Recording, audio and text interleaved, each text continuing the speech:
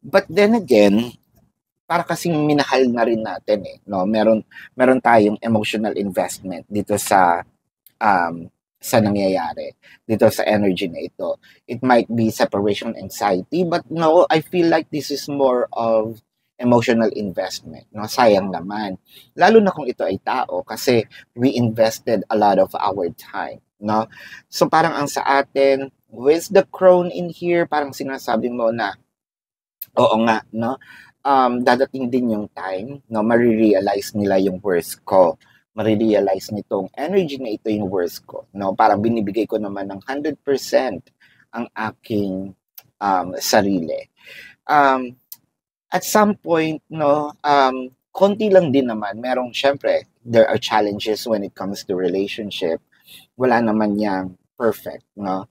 Dumadating talaga yan maski sa family life, no? Nagkakaroon din talaga ng iringan, minsan-minsan.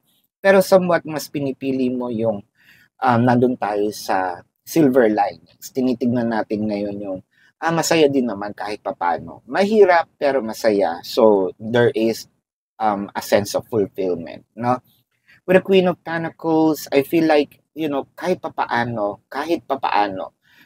kung meron man reciprocation, thank you. Kung wala, ang kumbaga ang consolation ko na lang dito is nakakapag-serve ako, ibinibigay ko, no, itong best ko with the Page of Chalice.